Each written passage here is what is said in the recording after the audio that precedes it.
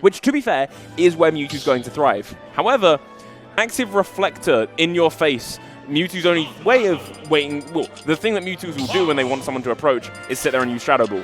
You now can't do that, so it's just a game of waiting.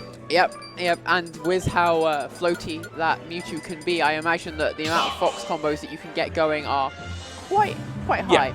I imagine that those up tilts could lead into quite a lot of percent.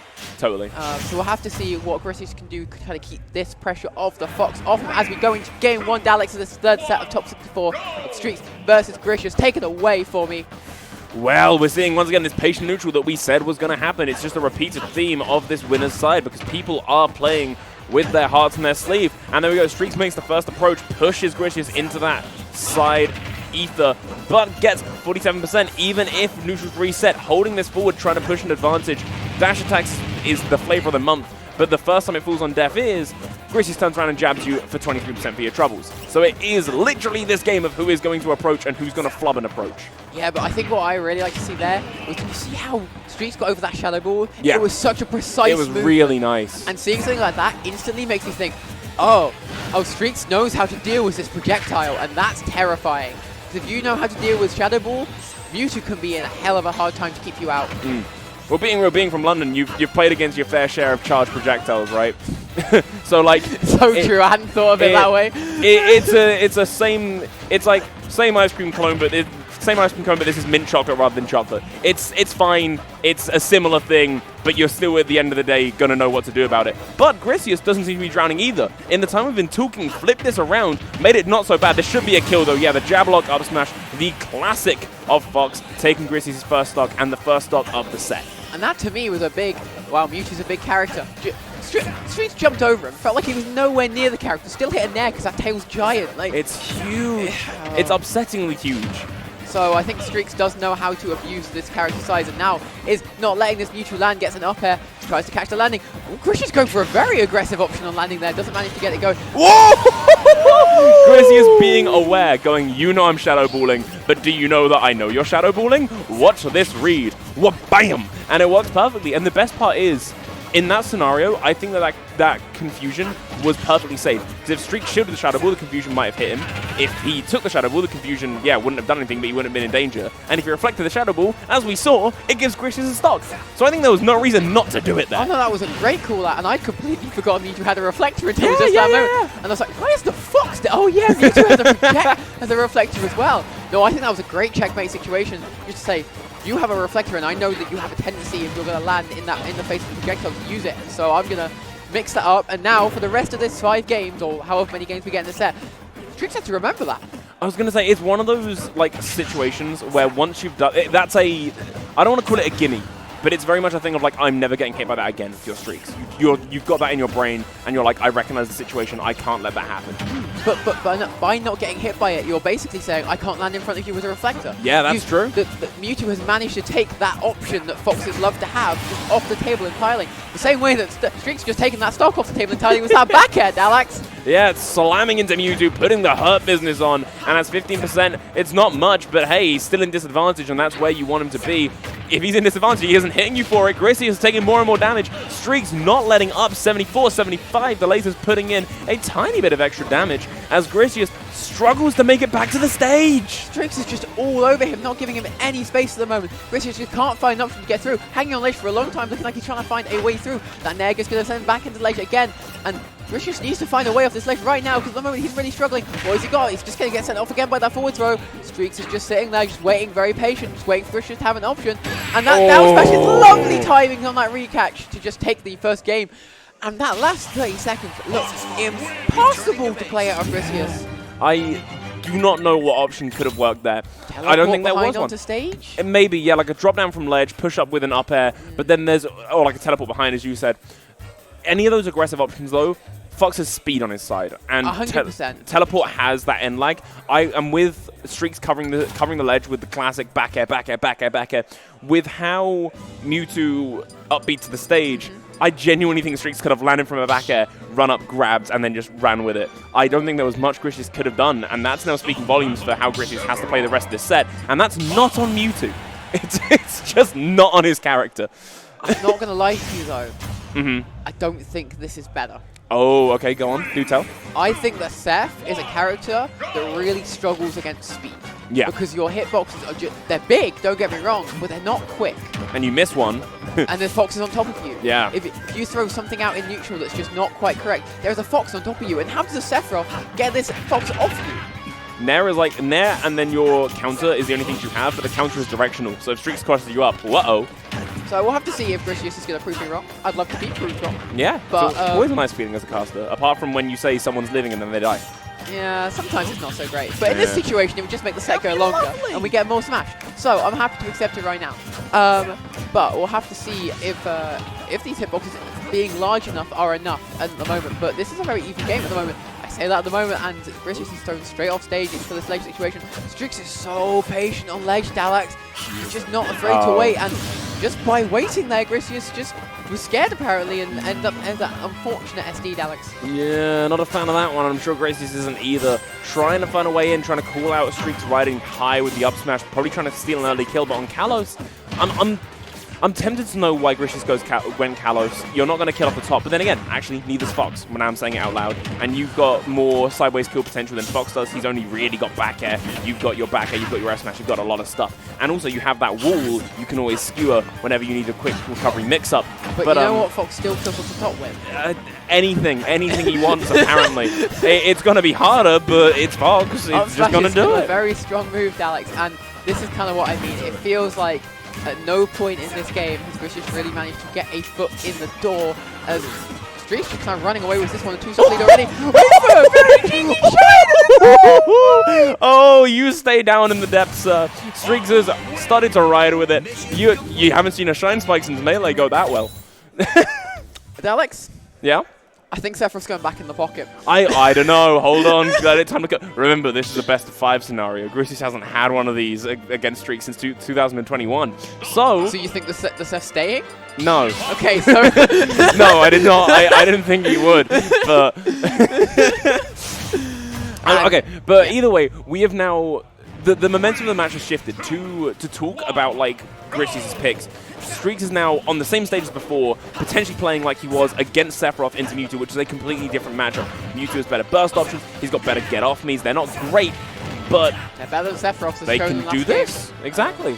The thing, so very interesting, I'm going to quickly say, is that I was speaking to Ambil, the Mewtwo from, I believe, Norway, at breakfast this morning, and he said that during the Rage set, Griseous' alpha ledge options were even mixing him up. Wow, that's cool. So he was watching them going, I have no idea what this Mewtwo's doing, this is incredible. Which is why I felt it was very weird in game 1 that Griseous got stuck on ledge for so long and wasn't using any of those teleport mix-ups that we were seeing against Rage yesterday. Yeah. Now, I know you were saying that Fox's fast characters has those options, but not even really like trying to do that when that was something that another fellow Mewtwo player was saying was so good. Feels like a waste of potential. But anyway, I'm going on too long of a tangent in this game so far, as both players are at 93%, and that up smash is actually going to take the first stop. My god, Griseous found some kind of deity to believe in. That up smash doesn't connect like that normally. It falls short, people fall out. Multi-hit up smash in Ultimate not working. It doesn't work. But yeah, no, it finally goes the right way. There's the recovery to the stage with the teleport like you wanted, and actually, Griseous does get away with it. It's just what came next that went wrong, as Streakz peppers him with another back air, gets him off stage, pushes off the ledge aggressively, and Streakz capitalizes, but misses the kill shot. That's not something you see from Streakz very often at all. Griseous is now actually starting to claim an advantage before he drops down to the next stock, potentially. Yeah, but 34% into Fox isn't quite enough yet. I need to see a bit more, and there's the bit more I wanted, Dalax. It's building. I feel like Griseous is going for a bit too many aggressive options on this ledge, though. Tried to 2-frame twice in a row with that F-Smasher. I think it was F-Smash. Yeah. I'm not quite sure that is really what you need to go for when you're trying to get that percent lead. Go for something safe, get that little bit of damage. And I say that, but 85% is on the board, and now it's all up to Streakz to take this stock before it starts getting out of hand. And again, these mix-ups onto stage I feel like are so much better. Woo! The down smash killed! Oh my god, straight off to that top right corner. No DI is going to save you there, Streakz. Griseous living on. There's the punish for the upbeat to stage, like I was saying earlier, that I anticipated. But that back throw didn't get much. Yeah, the back throw isn't that much of a punish, and that's the thing.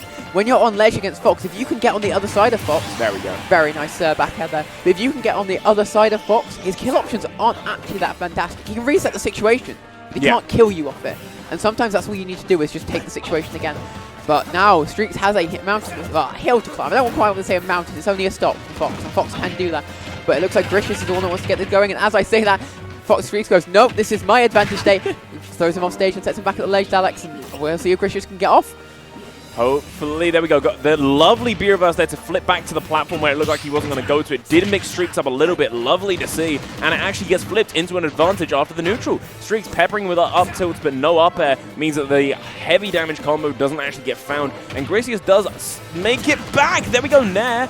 Doesn't really get much else, but that's okay, because Griseous is a whole stock up if you haven't noticed. He is, but feels like Streakz is getting a bit more of an advantage right now, but I say it, and Griseous is keeping the percent, keeping exactly even in his stock lead at the moment. So it's definitely doing some great work at the moment. Streakz to find a conversion of this stock really quickly. Otherwise, it's going to start getting really far away from him. Fox, being a light character, does not want to be at 111 against a Mewtwo, Alex. Not at all. Up throw might even do it. Hit back throw definitely will. Goodbye, Streakz. No, wow. I say the word definitely, and Streakz laughs in my face and goes, I can DI this. Watch this, and repeat on last. You need to stop doing down B there, Streakz. It is not going to work against this Shadow Ball. Griseous seems to know. Not that range. No. That range is too reactable. Yeah. Even so, like, I think Griseous, that looks almost buffered to me. Like, he just done it and been like, I know I win this. Well, what's the punish? Exactly, right? There's not... If they shield it, they can't punish you for clicking the button because they're too far away. Exactly. It's the same scenario that happened in Game 1, where it's like you're too... I'm not going to say the exact same thing again, but like shield, jump, or reflect, all of them either you get punished for it or nothing happens. Yeah. Obviously, nothing happens being like the most likely, I feel like. Yeah, you take the nothing happens. But like, unfortunately, it looks like Streakz just keeps on pushing these ones for like, I want this game. I want this reflect because I think I can take the game if I land it. And I respect that. That is the mentality of saying, well, this is how I win the game. If it doesn't work, it doesn't work. Yeah, you were 2-0 down at that point. You either win the set or you drop a game. Obviously, dropping a game isn't favorable, but it's not the end of the world. Oh, wow. If you're confident, you say, oh, well, this game hasn't gone great. Let's take a flip. Yeah. See what happens. And it looks like this is being a much stronger start to this game from Streakz. Very aggressive option off ledge for Griseous, and it's not really going to work. Fox or Streakz just staying too far away from the ledge for that get up attack to work, and just not letting Griseous really breathe at the moment. But that Nair is going to manage to get Griseous out of the Fox's combo. And you say he's just buffering that. Yeah. He's just going, well, you have no way of stopping it. And this is being a lot more even, a lot more back and forth. Streakz not really getting more than a 1 or 2 piece combo going, which is not that usual for Streakz's Fox. You know what I've just realized? What's that? If it was a best of 3, it would have been over when Streakz won 2. Yeah. Now it's a best of 5, Griseous won 1. We'll see what happens. I'm just saying. We'll either be profits or chokers. It's fine. Exactly, it'll be good. But unfortunately for Griseous, the down air from Streakz comes out perfectly enough to connect into the up smash, taking the stock. Griseous wanted to respond straight away with the down tilt forward air, hoping to claim a life back, but this one's going to do it instead. Bye-bye. And that's the first one I've seen Griseous hit in the last couple of days. That was lovely spacing on that for sure, but now we're getting the up tilt train going. The Fox packs is coming in, that dash attack. Nair managing to put a lot more percent on, 62% on this ledge.